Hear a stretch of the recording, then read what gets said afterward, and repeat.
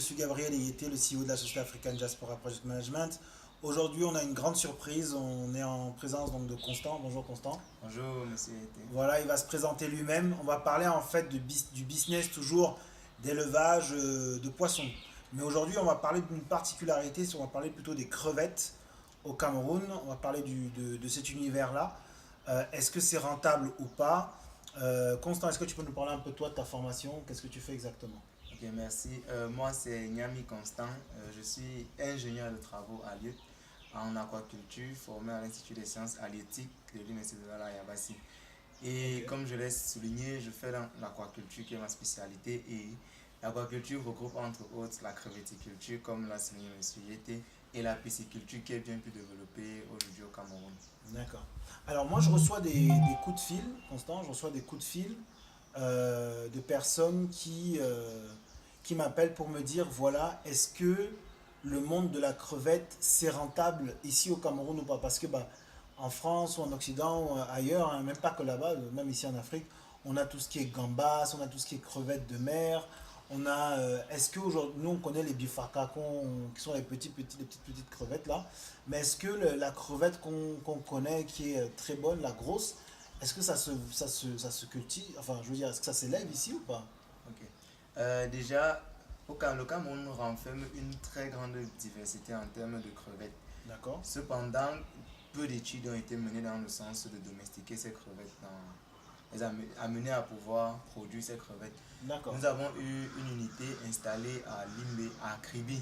C'est Recoma qui a initié les premières productions de crevettes. Il y avait d'accord, une écloserie ultra moderne qui produisait les crevettes et une unité de grossissement également. d'accord, Cela donc a permis qu'on puisse avoir certaines bases dans la production des crevettes. Et entre autres, plusieurs particuliers également se sont engagés dans la production des crevettes et ont fait face au coût de production, notamment les crevettes marines qui demandent un coût légèrement plus élevé pour un début.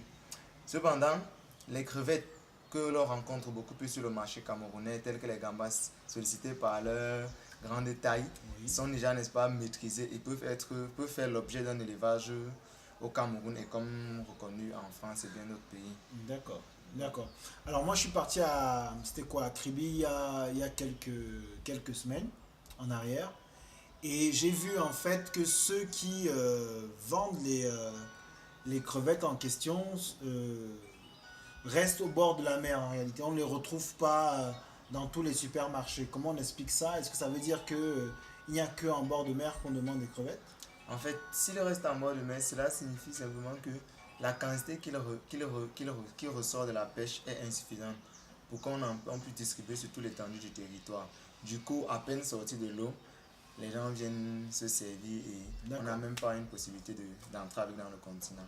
Mais est-ce que ça fait partie des habitudes, le marché en lui-même? Est-ce que les Camerounais sont friands de la crevette?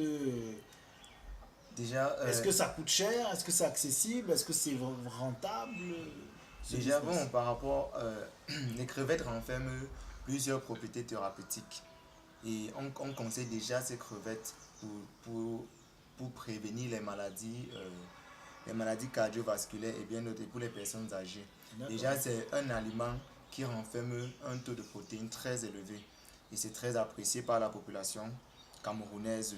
d'accord. Et son coût élevé fait à ce que tout le monde ne parvient pas à consommer les crevettes fraîches. Parce qu'actuellement, on vend le kilo des crevettes fraîches à 2000, à 12 000. Ah oui, quand même. 12 000, oui, extrêmement élevé le coût. D'accord. Oui. Donc, déjà, on peut dire que le marché, en regardant le fait que les gens consomment les crevettes juste à la demande des pêcheurs, on peut dire que le marché camerounais est très ouvert aux crevettes, déjà qu'on n'en fait pas au Cameroun. Suffisamment. On Donc a l'offre est, enfin la demande est très importante par très rapport à ce que très l'offre peut. important. Et D'accord. l'offre est dépendante uniquement de la pêche. Ça veut dire que s'il y a rupture, et comme on sait qu'il y a des saisons de pêche, vous allez remarquer qu'il y a des saisons de pénurie aussi de crevettes, de disponibilité de crevettes sur le marché. Tout Ce à qui fait, fait ouais.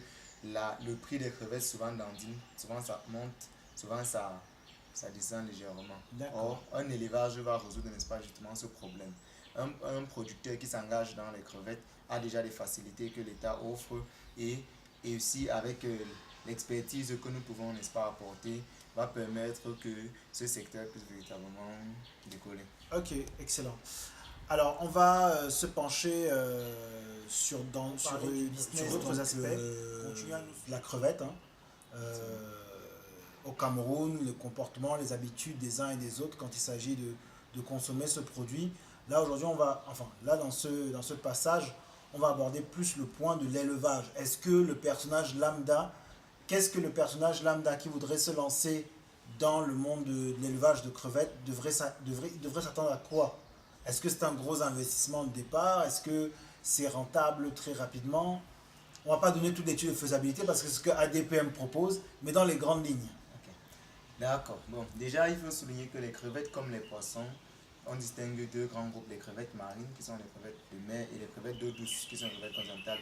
Et les gambas font partie des crevettes d'eau douce. D'accord. Cependant, les crevettes marines ont fait l'objet de plus de recherches au Cameroun. On a plus des informations sur la production des crevettes marines, avec l'unité que j'ai tout à l'heure soulignée à Kribi. Maintenant, s'investir dans une telle activité demande certains préalables, notamment la disponibilité d'un site à proximité d'une mer qui nous permettra d'avoir l'eau salée, parce que les crevettes, comme tout individu aquatique, a une certaine tolérance en termes de salinité. Et si donc la salinité n'est pas respectée, on peut avoir des impuissances supportées. Donc il y a déjà le site qui est conditionné. Il y a également l'investissement de départ. Ça, il faut le souligner que la crevette demande un certain dispositif très coûteux, parce qu'ils sont très fragiles et très sensibles pendant leur période d'élevage. Donc au départ, il faut un certain dispositif très important qui relativement coûte cher en fonction du système dans lequel on veut s'investir. Cependant, il y a des systèmes qui offrent des facilités dans le système extensif. On peut juste prendre les géniteurs, les mettre dans les étangs qu'on a confectionnés et puis revenir à un certain moment pour pêcher, mais ce n'est pas un système très productif. Donc, ça demande à un départ un certain coût qui reste, je vais dire, relativement élevé, parce que ça dépend de la personne qui veut s'engager dans le business. Mais tu disais tout à l'heure 12 000 francs CFA le kilo, ça veut dire que derrière, le retour sur investissement peut être vraiment très important aussi. Oui, en fait, c'est très rentable l'activité des crevettes, c'est très rentable. Là, c'est une garantie, c'est effectivement très rentable. D'accord. Alors, au niveau de la technicité dans l'élevage, ça veut dire le personnel, est-ce qu'on retrouve des personnes, n'importe qui peut se lever pour le faire, ou est-ce que c'est vraiment quelque chose de complexe? Bon, c'est une question piège, hein, ça veut dire appeler ADPM quelque part. D'accord, ok. Dans tous les cas, on pourra dire que, comme tout élevage, il est complexe. Okay. Ça demande une certaine formation de base. Okay. Mais, quant au personnel, il est déjà disponible au Cameroun. Okay. Et par rapport au matériel, c'est juste le matériel qui devient très difficile, parce qu'il faut importer le matériel. Ça, c'est naturel dans tous les éléments. Même en pisciculture, on importe le matériel pour la production. D'accord. Donc, le personnel est disponible et tout le monde ne peut pas s'engager, sinon il y aura beaucoup de pertes. Bien sûr. Alors, vous le savez, déjà, on te remercie. Vous le savez, nous accompagnons la diaspora dans tout ce qui est études, implémentation et gestion de projets ici au Cameroun. Pas que la diaspora camerounaise, la diaspora africaine aussi. Hier, j'ai eu un coup de fil d'une dame, et je la salue, qui est au Canada, une Gabonaise qui voulait se lancer dans le monde de l'agribusiness en lançant toute une forme d'écosystème. Je n'en dirai pas plus, mais simplement pour vous dire que le Cameroun est ouvert aux opportunités, ouvert à ces entrepreneurs qui veulent se lancer. C'est un terrain fertile et sécurisé pour ceux qui veulent se lancer. Et n'oubliez surtout pas qu'il est aussi possible pour l'équipe d'ADPM d'aller implanter, d'étudier et d'implanter votre projet dans votre pays d'origine. Pourquoi pas le Gabon, pourquoi pas le Sénégal, pourquoi pas la Côte d'Ivoire? Du moment où le projet est costaud, ça veut dire aussi que vous pouvez prendre en charge certains frais. N'hésitez pas à nous contacter par WhatsApp. Vous avez le numéro juste en bas qui va apparaître, par email, par téléphone local ou sur notre page. Enfin, nous sommes complètement joignables. On apprécie que vous appréciez et que vous aimez tous les documentaires, toutes les informations que nous partageons avec vous. Partagez aussi au maximum dans votre réseau, même si vous n'êtes pas forcément intéressé, vous n'avez pas les moyens sur le coup. Peut-être que d'autres personnes dans votre entourage le seront. Et surtout, soyez très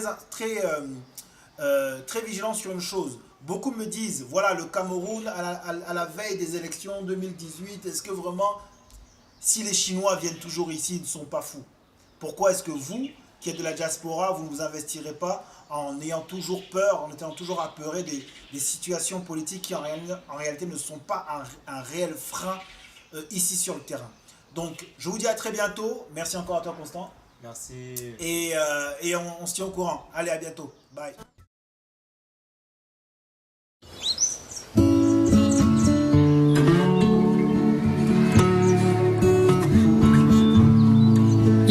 on pourrait dire que c'est le bout du monde, un trou. Le fin fond de la brousse, à 700 km de la capitale malgache et à 25 du village le plus proche. There's guns across the river, about to pound you. L'endroit est pourtant gardé 24 heures sur 24.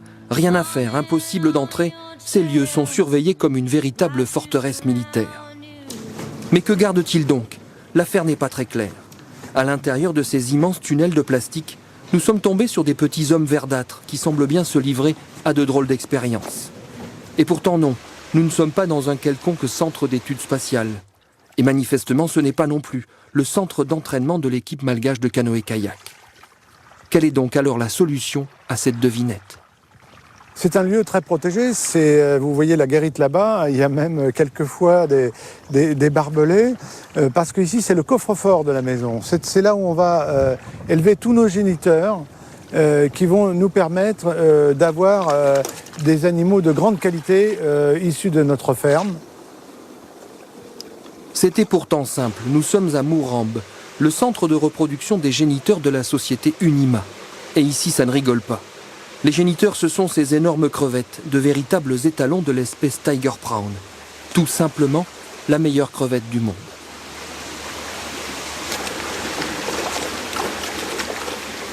Les autres fermes aquacoles de la planète sont souvent proches de zones très polluées. Les maladies qui y règnent sont traitées à grands coups d'antibiotiques. Pas question de ça ici. Le centre est extrêmement isolé du reste de l'île afin d'être mieux protégé. Le but est donc de préserver ces fameux géniteurs, mais aussi d'éviter qu'une bactérie apparue ici n'affecte l'écosystème malgache. À Murambes, c'est enfin la sélection naturelle qui prévaut. Grâce à elle, ne sortent du site que les vrais champions. Donc vous avez dans ce bassin le résultat d'une ponte, d'un mâle et d'une femelle que l'on connaît. Et vous avez 6000 animaux qui vont être en observation pour regarder, étudier ce qu'on appelle leur expression phénotypique. En quelque sorte, c'est ce que donne le patrimoine génétique. Il s'agit de patrimoine naturel, bien entendu, mais on va regarder la croissance, la beauté de l'animal, toutes les caractéristiques qui feront une bonne crevette d'élevage.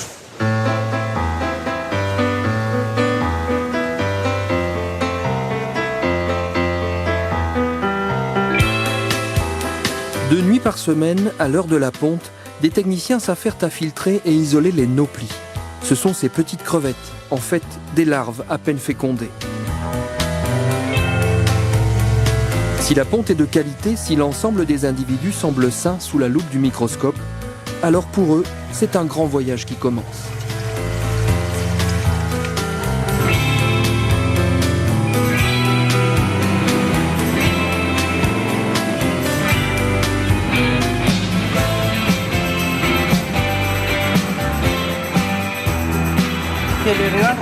Ici, c'est l'élevage des larves. Ça va durer 3 semaines. Ensuite, on repêche les petites crevettes, on les met dans des boîtes que l'on embarque sur un bateau pour rejoindre la ferme. Et là-bas, on fera grossir les crevettes.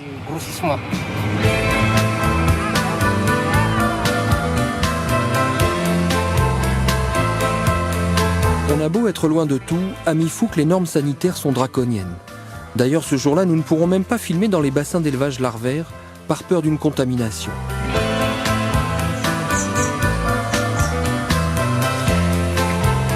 En attendant le bateau suivant, nous pourrons seulement observer les lémuriens qui, depuis 10 ans, doivent se demander ce que leurs cousins les hommes sont venus faire ici.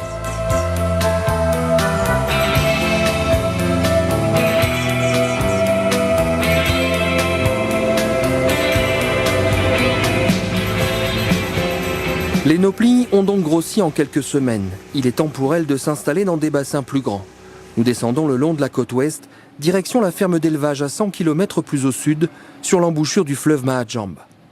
C'est ici que les responsables de la société ont décidé d'installer leur ferme d'élevage en 1994. Le site était exceptionnel et en quelques années, la ferme de la Mahajambe est devenue une réussite exemplaire, un véritable miracle économique dans ce pays où l'on disait pourtant que rien ne fonctionnait. Visite guidée de ces immenses piscines à crevettes, 72 au total, creusées sur plus de 700 hectares de mangroves. Chaque bassin de 10 hectares, donc il y a 3 personnes qui s'en occupent. Ils font la distribution des aliments, ils font le nettoyage des cadres des grilles, ils font la fertilisation de l'eau. Oui, ici, chaque crevette peut grandir dans de très bonnes conditions. D'abord, il n'y a que 5 ou 6 crevettes au mètre cube, alors que l'on en compte plus d'une centaine dans les autres fermes du monde. Ensuite, au bout de chacune de ces piscines, il y a donc 3 hommes, comme des maîtres nageurs particuliers, chargés de veiller sur leurs élèves. Véritables marins d'eau douce, ils nourrissent, soignent et surveillent à longueur de journée leur progéniture, et pour certains au moins, ils le font avec amour.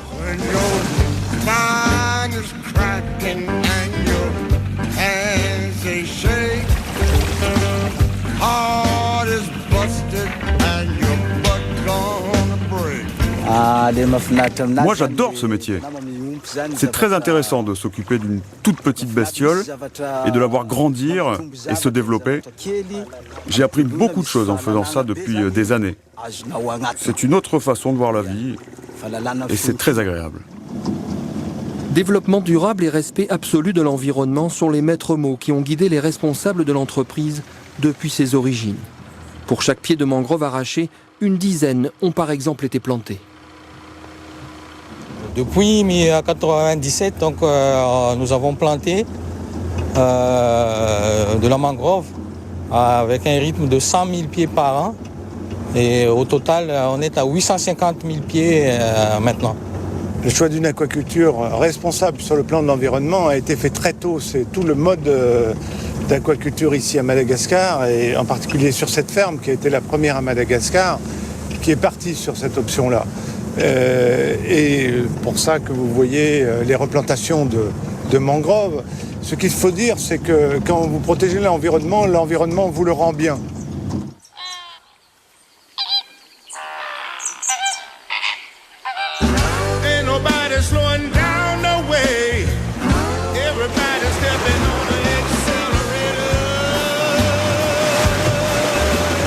Son boulot à lui, c'est d'ouvrir les vannes pour vider les bassins. Lorsque les crevettes sont assez grosses, c'est ainsi en effet qu'on les pêche.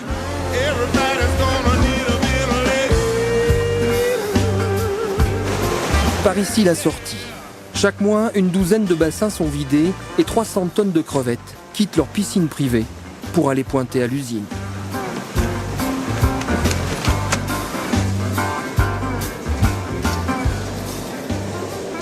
Celle-ci est sur le site même de la ferme.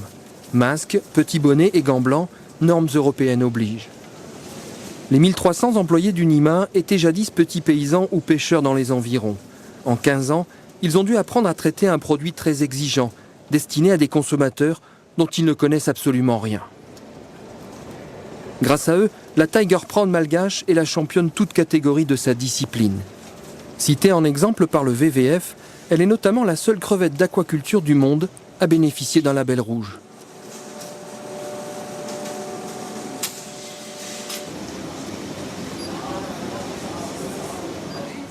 Le lancement de l'entreprise était un véritable pari industriel, écologique, mais aussi humain. Comment attirer la main-d'œuvre nécessaire dans ce coin désertique? L'isolement des sites ou l'aridité du climat aurait pu rebuter nombre de candidats.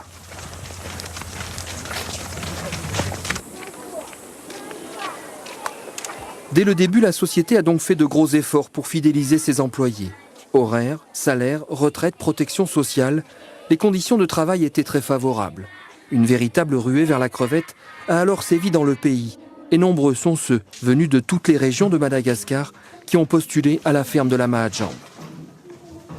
Là où il n'y avait rien, on poussait en quelques années des écoles, des commerces, une infirmerie, un dispensaire ou des églises. Bientôt, un collège devrait même être inauguré. Arrivée il y a 10 ans de la région d'Antsirabe, située à plus de 800 km, Odile et son mari ont fait leur vie ici. Cette petite maison, ils l'ont achetée avec un prêt de la société. Leurs 3 enfants sont scolarisés sur place et en cas de maladie, leur employeur prend en charge leur rapatriement vers la capitale. Le couple voit en fait bien plus d'avantages que d'inconvénients à vivre ici, loin de tout.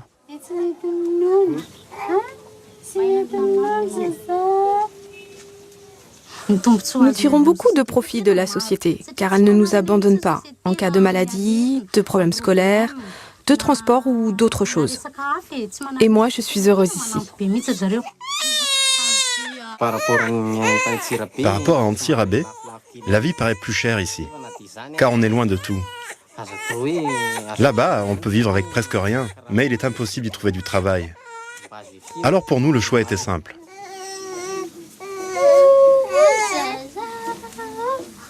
De toute évidence, on vit mieux ici qu'ailleurs dans le pays. Et heureux sont ceux qui ont profité du miracle de la crevette. Ça, ce sont les crevettes qui partent dans des containers réfrigérés à moins 18 et qui vont rejoindre Majinga pour être chargées sur un navire pour rejoindre la France à Marseille. L'avenir pourtant n'est peut-être pas tout rose pour l'aquaculture malgache.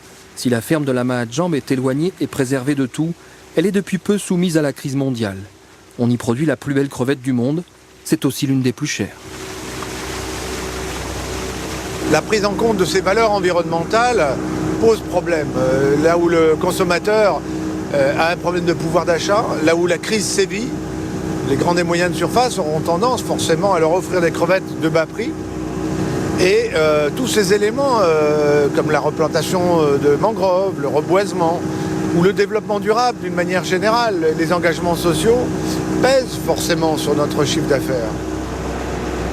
En d'autres termes, l'écologie a un coût. Quand d'autres ne pensent qu'au rendement, on a fait ici le pari d'une crevette propre et de grande qualité. Il faut que le consommateur suive et accepte de payer quelques centimes de plus pour que ce rêve se poursuive.